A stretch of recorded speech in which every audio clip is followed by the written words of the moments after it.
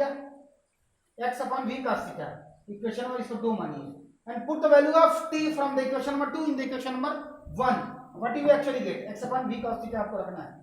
तो जैसे ही आप रखेंगे तो y is equal to v sin theta as it is into x upon v cos theta minus half of the g को g नहीं रखेंगे और t की जगह पर रखना है आपको x upon v cos theta, लेकिन स्क्वायर है तो स्क्वायर रख देंगे।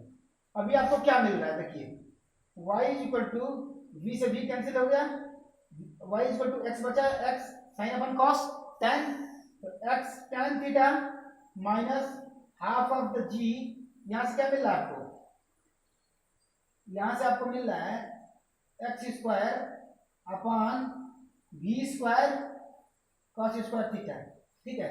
उससे हमारा मतलब नहीं है, हमारा मतलब यहां से, यहां y है independent variable, sorry dependent variable, यहां पर x है और यहां पर x स्क्वायर है, यानी इनमें से जो एक वेरिएबल है दैट इज x, उसकी पावर 2 है, और जो एक वेरिएबल है डिपेंडेंट वेरिएबल y है उसकी पावर 1 है। यानी कि हम कह सकते हैं कि this equation shows us that this is the equation of parabola। मैं बताया था ना y equal to ax plus b होना चाहिए इक्वेशन ऑफ पैराबोला, तो वही फॉर्म पा रहा है। देखिए ये यहाँ पे क्या है, यहाँ पे a जो है tan थीटा है और यहाँ पे जो b है, b के वैल्यू में minus half of the g v square upon cos square, ठीक है। यानी हमने 4 चीज प्रूव कर लिया है। पूरे प्रोजेक्टाइल मोशन में 4 ही चीज देखना होता है। पहला चीज टाइम ऑफ फ्लाइट, दूसरा चीज रेंज, तीसरा चीज maximum height, and fourth point we are supposed to prove that the trajectory is parabolic, and I have shown all the 4 points। let's go with one numerical। हम लोग एक numerical देखते हैं, ठीक है। we will talk about one numerical, ठीक है। there numerical suppose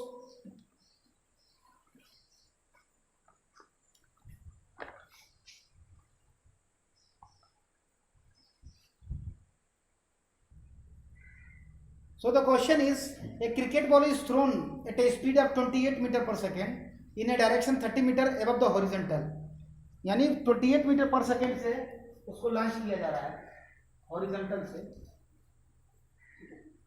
suppose ये क्रिकेट बॉल हिट की गई, लॉन्च की गई, ठीक है, इस तरह से, ठीक है, 30 डिग्री पे ये दे रहा है theta equal to 30 degree, projected angle दिया है आपको 30 डिग्री और वेलोसिटी भी आपको दे रखा है 28 मीटर पर सेकेंड, 28 मीटर पर सेकेंड भी दे रखा है, थीटा भी दे रखा है।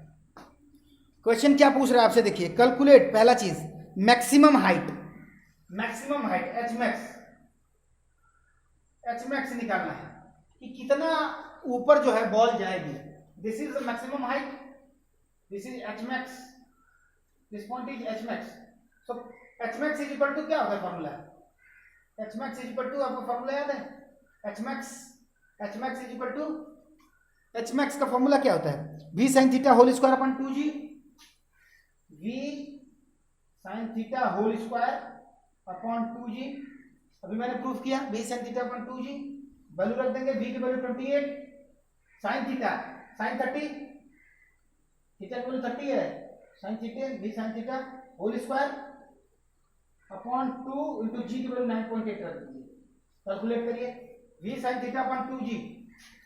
जैसे ही आप रखेंगे मैं आपको कैलकुलेटेड वैल्यू रख देता है, साइन थीटा की वैल्यू 1/2 होती है, 1/2 इधर 1/2 हो जाएगा, ये 1/2 से ये 14 हो जाएगा, 14 स्क्वायर 14 स्क्वायर मतलब 14 इंटू 14, 14 इंटू 15 अपन 2 इंटू 9.8, ठीक है, 2 से घटा देंगे ये 7 हो जाएगा, 7 से घटा देंगे इसको, 7 होंगे 7 2 28, 7 4 28, यानी ये घटा देंगे तो ये 0 हो जाएगा, ये cancel, that's 10। So what you are getting 10, ठीक है। तो मैक्सिमम हाइट जो क्रिकेट बॉल है कितना हाइट पे मैक्सिमम जाएगा, तो 10 मीटर, यानी जो प्रोजेक्ट किया गया है यानी यहाँ से 10 मीटर हाइट पे मैक्सिमम वो जाएगा। The projected object will get the maximum height at that is 10 metre. दूसरा जो प्रश्न पूछ रहा है आपसे वो ये पूछ रहा है कि the time taken by the ball to return to the same level. Beautiful question, you need to understand, otherwise you will be tracked. कह रहा है कि the time taken by the object to return to the same level, यहां से project किया गया और इसी लेवल पे पहुंचे, यानी यहां पहुंचे, यानी किसकी बात कर रहा है ये, टाइम ऑफ फ्लाइट की, यानी कैपिटल टी की, यानी 2 की बात कर रहा है, यानी 2v साइन थीटा अपॉन जी की बात कर रहा है। वो v साइन थीटा अपॉन जी की नहीं, ये half of the time of flight होता है, 2 कर देंगे तो टोटल टाइम ऑफ फ्लाइट होगा, यानी T 2v sine theta upon g. चलिए 2v 28 साइन थीटा 1/2 अभी बताया था मैंने अपॉन जी 9.8, कैलकुलेट कर दीजिए इसको, 2 से कैंसिल कर दीजिए इसको, 2 4 जा 8 और 2 9 जा 18, ठीक है, 7 से 7 7 जा 49 और 7 4 जा यानी 2/20/7 यानी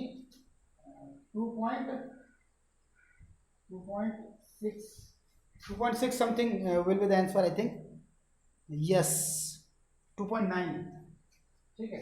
आप इसे हल करिएगा, इसमें दे रहा है आपको 2.9 28 upon 9.8, so some point missing, might be missing, okay। 2v is 28, sin theta is 1/2, 2b sin theta upon g is 9.8, so 14 से घटा दीजिए, 14 दूना 28 हो जाएगा, 14 से 98 हो जाएगा, ठीक है। ये 2 बेसिकली नीचे आ जाएगा, यहाँ 10 हो जाएगा, ठीक है। ये 2 से 2 ये कैंसिल हो जाएगा, तो 10 दूना के 20 बटा 7 एक्चुअली आ ही रहा है, 7 दूना के 14 60 हो गया, 7 6 42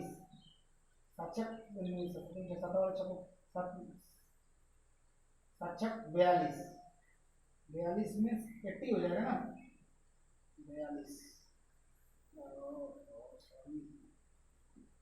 20/7 is the answer। 7 1 the 7 6 60 7 8 जा 56 40 7 5 जा 35, 5 बेसिकली राउंड ऑफ करेंगे तो इसे हम लिख सकते हैं, हम लोग 2.9 लिख सकते हैं इसको, तो इसलिए 2.9 आंसर दे रखा है, ठीक है। This is how calculation is done, ठीक है। तो टाइम ऑफ फ्लाइट कितना हो गया अपना 2.9 सेकेंड।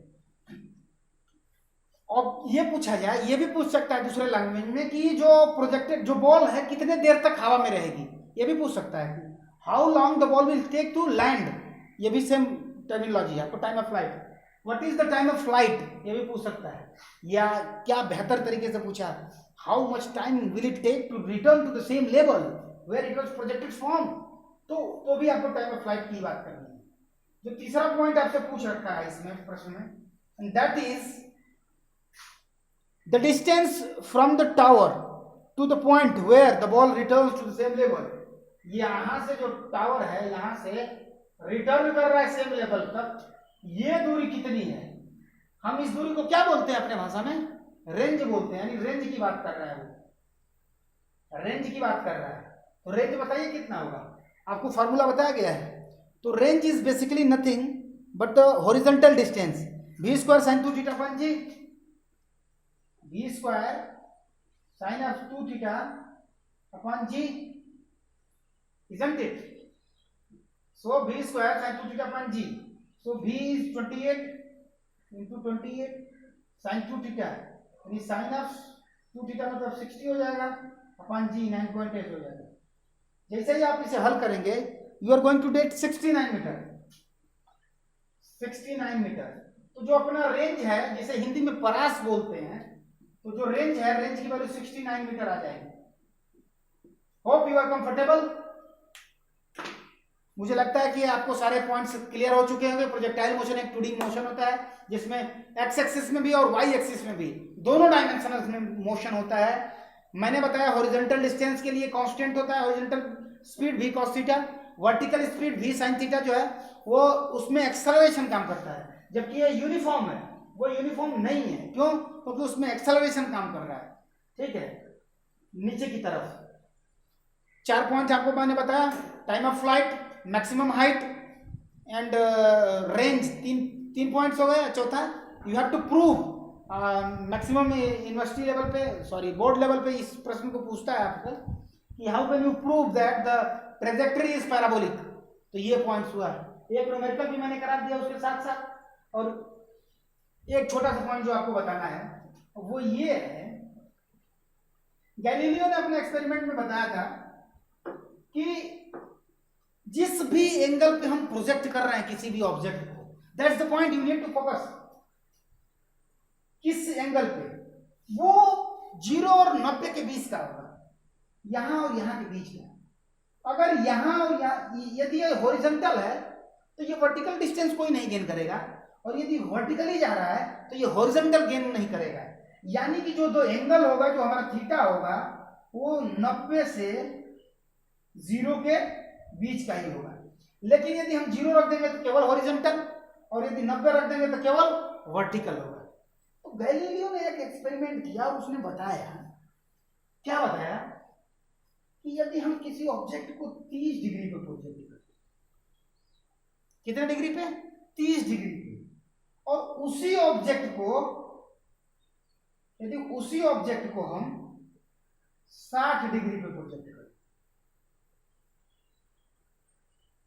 यदि किसी ऑब्जेक्ट को 30 डिग्री पे प्रोजेक्ट करें और उसी को 60 डिग्री पे, मैं एग्जांपल ले रहा हूं केवल 30 और 60 का, don't take it for guarantee, ठीक है। तो दोनों का जो रेंज होगा वो इक्वल होगा। तो दोनों का रेंज इक्वल होने का मतलब ये है कि यदि इसका रेंज, किसी ऑब्जेक्ट को समझो, आप फिगर लो, यहाँ थीटा इक्वल टू 30 डिग्री है और इसका रेंज जो है मान लीजिए 90 मीटर है। यदि सेम वेलोसिटी से केवल एंगल चेंज कर दिया जाए, एंगल अब हम इस बार रखते हैं 60 degree, suppose theta equal to 60 रखिए आप, 60 डिग्री, तो भी जो रेंज होगा वो इस बार भी 90 मीटर होगा। What I mean to tell you that all those angle which are complementary of each other, that means यदि दो एंगल जिनका सम 90 डिग्री हो, यानी थीटा प्लस फाई यदि 90 डिग्री हो, तो थीटा के लिए जो रेंज होगा फाई के लिए भी वही रेंज होगा। यानी कि कहने का तात्पर्य क्या है, कहने का तात्पर्य ये है कि यदि 40 डिग्री के लिए जो 40 डिग्री के लिए रेंज होगा वही 50 डिग्री के लिए भी रेंज होगा, जो 60 डिग्री के लिए रेंज होगा वही रेंज 30 डिग्री के लिए होगा। सपोज करिए जो 89 डिग्री के लिए रेंज होगा वही 1 डिग्री के लिए रेंज होगा। That is the point, very important point. यानी कि यदि दो एंगल जो कॉम्प्लीमेंट्री हैं एक दूसरे के, उनका रेंज इक्वल होता है, दैट्स द पॉइंट। यानी कि 45 डिग्री के लिए फिर 45 डिग्री के लिए फिर तो 45 डिग्री। एक पॉइंट 45 से याद आया जो आपको बताना है, होप ये वाला पॉइंट आप समझ चुके हैं। यानी कि जो भी पूरक कोण हैं उनके लिए जो रेंज होता है, परास होता है, वो बराबर होता है। यही बात आपको बतानी थी। यानी कि यदि अभी आप समझिए उसको, फिर इस पॉइंट को एक बार फिर से आऊंगा मैं समझाने के लिए। अभी आप समझिए किस एंगल पे किसी ऑब्जेक्ट को प्रोजेक्ट किया जाए वो मैक्सिमम रेंज गेन करेगा। अभी रेंज का फार्मूला क्या होता है आप हमें बताइए। R is equal to formula, R equal to क्या होता है, v square sine 2 theta upon g, if I am not wrong, v square sine 2 theta upon g, यही फार्मूला होता है रेंज का। अब हमें रेंज को मैक्सिमाइज करना है वेलोसिटी और जी की मदद से नहीं, जी तो बदल ही नहीं सकते, हमारे बस की बात नहीं है। वेलोसिटी एक बार दे दिया, हम वेलोसिटी और थीटा बदल सकते हैं। अभी हम लोग थीटा पर फोकस कर रहे हैं। थीटा के किस वैल्यू के लिए हमारा रेंज मैक्सिमम होगा, गेंद सबसे दूर जाएगी। सपोज हमें 6 हिट करना है तो हम थीटा कितना रखें ताकि वो मैक्सिमम गेन करे। दैट मीन्स हमें साइन थीटा की वैल्यू मैक्सिमम चाहिए, यानी साइन 2 थीटा मैक्सिमम कितना होगा, ये साइन 2 थीटा की मैक्सिमम वैल्यू 1 होती है।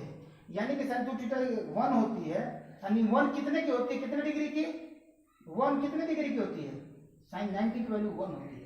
यदि हम एंगल्स को कंपेयर करें यानी 2 थीटा इक्वल टू हमको 90 मिल रहा है, यानी थीटा इक्वल टू कितना मिल गया 45। और थीटा क्या है, थीटा हमारा प्रोजेक्टेड एंगल है, एंगल ऑफ प्रोजेक्शन है। यानी कि समझने की बात ये है कि किसी ऑब्जेक्ट को यदि हम 45 डिग्री पे प्रोजेक्ट करें वो मैक्सिमम डिस्टेंस पे जाएगा, that is the range is maximum for the angle 45 degree. That's the point which I was telling you. चलिए फिर से पिछले पॉइंट पे आते हैं। पिछला पॉइंट मैंने ये बताया कि यदि दो एंगल एक दूसरे के कॉम्प्लीमेंट्री हों तो उनके लिए रेंज इक्वल होगा। यानी कि यदि 45 में 45 में कुछ ऐड करें, इक्वल एंगल ऐड करिए, इक्वल नंबर सब्ट्रैक्ट करिए, उसका रेंज इक्वल होगा। इसमें 5 जोड़ दीजिए और 5 घटा दीजिए। पॉइंट ये वाला समझ जाइए, maximum range is for 45 degree. 45 में आप 5 घटा दीजिए, 5 जोड़ दीजिए, 40 हो जाएगा और ये 50 हो जाएगा। तो जो 40 के लिए होगा रेंज, 50 के लिए भी वही रेंज होगा। यानी इससे इक्वल आप ऊपर बढ़िए और इक्वल नीचे आइए, रेंज बराबर होता जाएगा।